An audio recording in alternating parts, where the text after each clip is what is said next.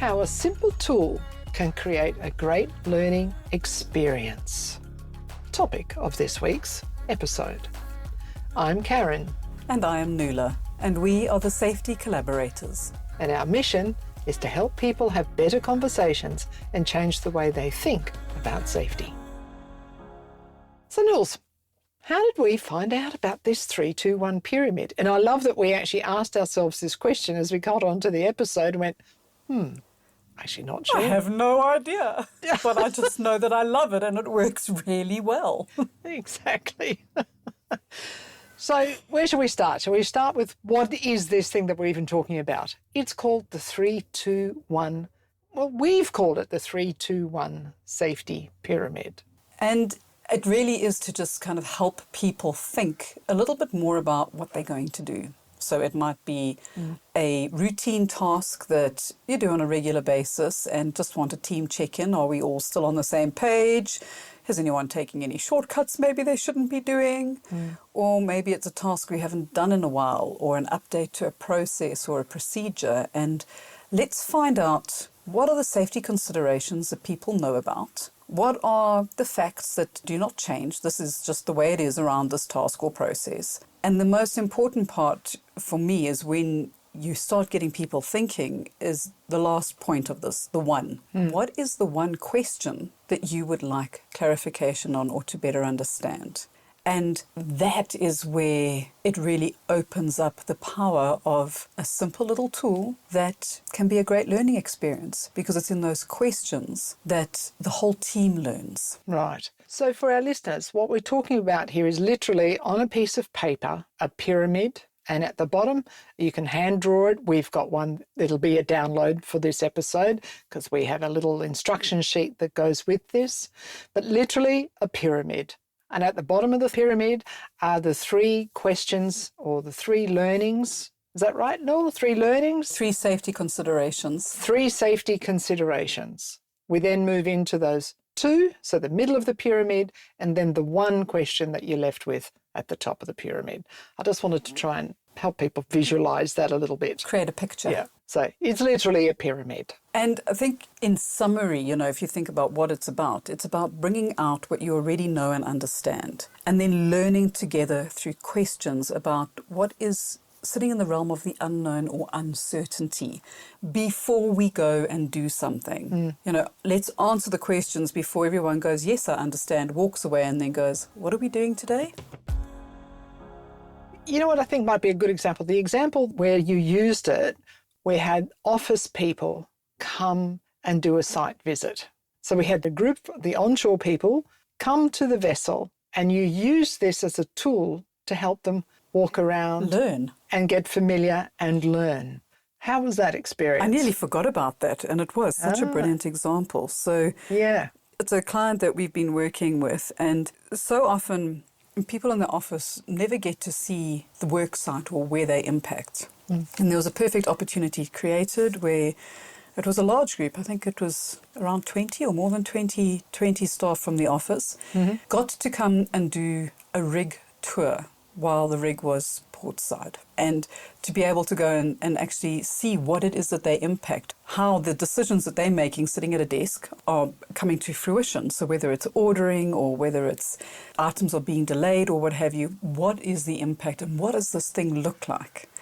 And before they went out on their tour, we said, well, to make it a little bit more valuable, we want you to use this tool. And we want you to think about what are 3 things that you maybe knew beforehand. The first 3 is always around either what you know, a safety consideration, or something that is important to you about this, whatever it is that you're going to do. And then I'm trying to remember what the 2 facts were. What did we have it as? I can't remember if we had it as 2 facts or two things you found interesting around this. Yeah. And what is 1 question that you would like to know before you go back to the office? And we got them to do the walkabout and then, had them in a pair. So you answer those questions individually and then you talk to a friend about it. So you turn to the person next to you and you go, these are mine, and then see if that friend can answer your question or your colleague or whomever you're with. And Then in the bigger group, you go around, and generally in big groups, that size, you don't ask every question, but who has a burning question that hasn't been answered, or that you feel that would be helpful for the rest of the team to actually know the answer to that question? And then just have a discussion around it and see who can answer it, who has varying opinions. And it often just makes the burning question inside, or even the burning unknown. Like maybe you didn't know about it until you actually started exploring the topic. And then a question comes to mind and goes, well, why is it like that? Or am I correct in my facts or my way of thinking? And it becomes an invaluable learning experience, because when people walk away, and like with this group particularly, they walked away, and they had such sharing across departments. In the office, they had such sharing across the people on the ground in the vessel, getting to ask their questions, getting to know them, getting to see what they do and how it impacts, and also that wow factor of, wow, this is what I'm involved in, and I've got to know a whole lot more about it before I go back into my everyday life. Fantastic. I'm going to summarize this a little bit into some thoughts that I was having as I was listening to you. I get the sense that it was creating curiosity. It was giving people a place, if you like, to write their thoughts. So they, if everybody had a piece of paper with them and a pen, to write their thoughts down so they capture them as they're going on this tour, if you like, of the vessel. So their ideas and their learnings aren't being lost. But I think the most important thing that I'm hearing from this is that it's creating this space of curiosity, and we're doing it in a group session and helping them to, as you say, walk away with some concrete learning. So I think it's a really good way of helping people that aren't familiar with an environment to become curious, and creating a safe way for them to be curious. And likewise, I think in an environment where people are very familiar, where we often forget what we're seeing, because we become a bit immune to our environment. So using it then as a way to do a safety walk, if you want. Let me call it safety, but it could be for anything. And actually, we've got a couple of examples where you could use this in other ways. For example, I'll share one example that I quite like.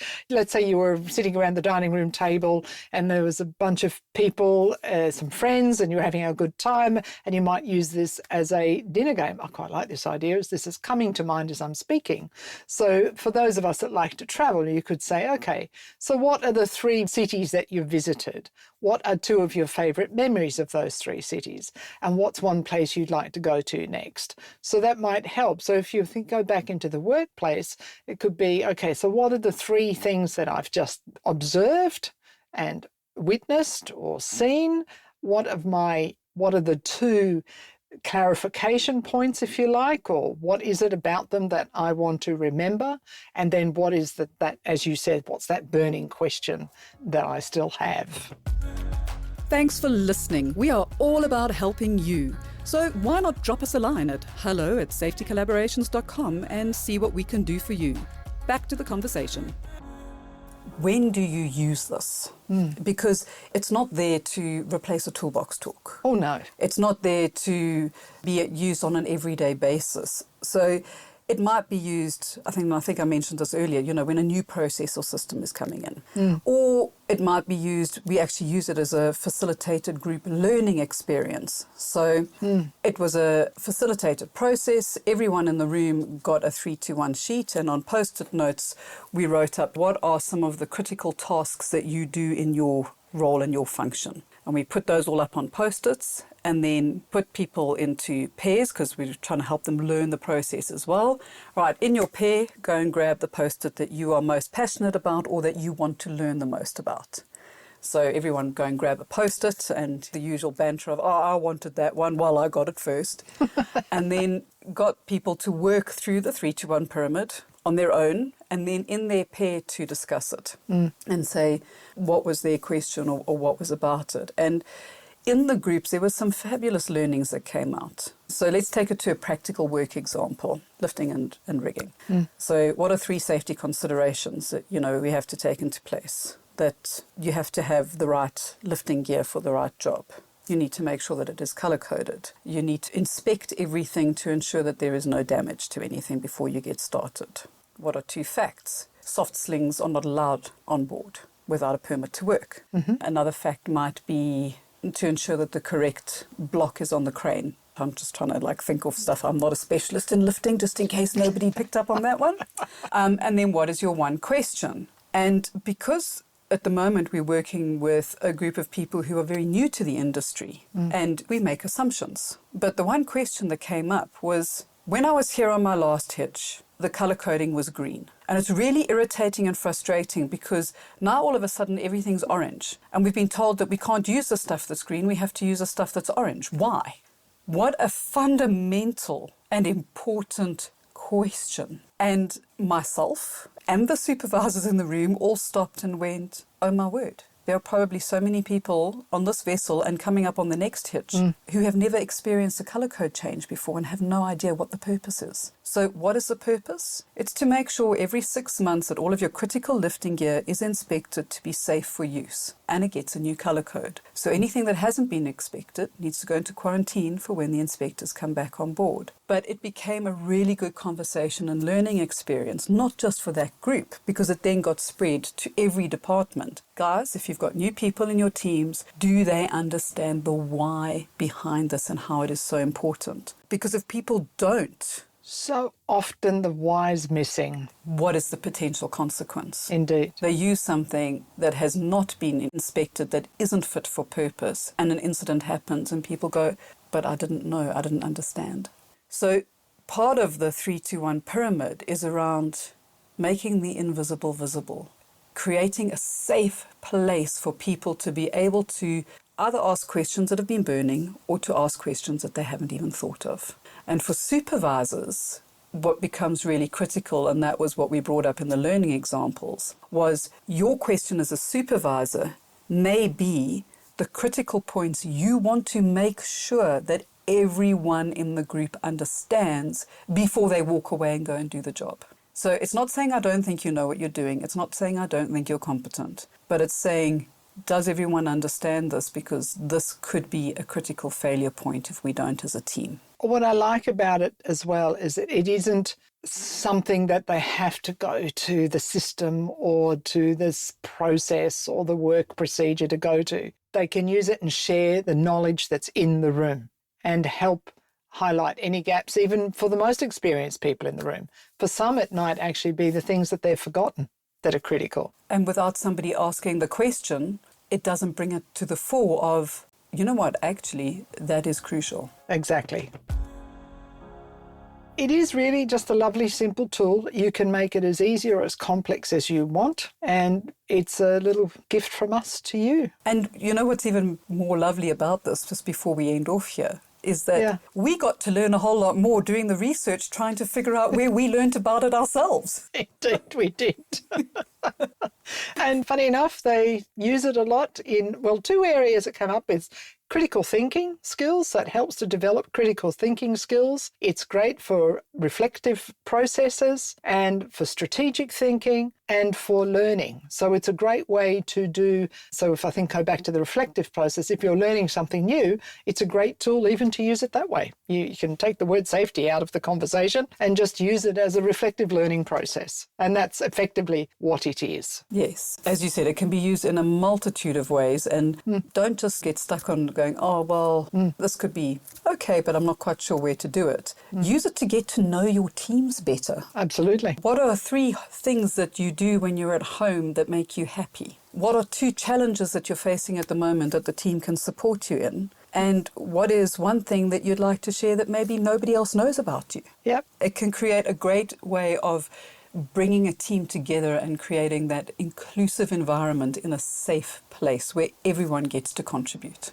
And I think that's the power of using sometimes what is a seemingly simplistic tool. It's trying to make sometimes really complex and difficult boundaries open up Like it sort of opens up the gate, if you like, to having sometimes difficult conversation. I mean, gee whiz, you could use this for performance management if you wanted to. I mean, really. Yeah, absolutely. What are 3 areas you're excelling in? What are 2 areas that you need to develop? Yeah. And what is one thing that you would like to learn in the next 6 months? Exactly. So really a tool that you can use any way you like. The way that we present it to you, it will be called the 3-2-1 pyramid. We use it generally in the work that we do, but we hope you enjoy it. As well as the other tools that we've introduced, because we love our tools. We do like our tools. At least this one's not quadrants, you know, it's actually a pyramid for a change.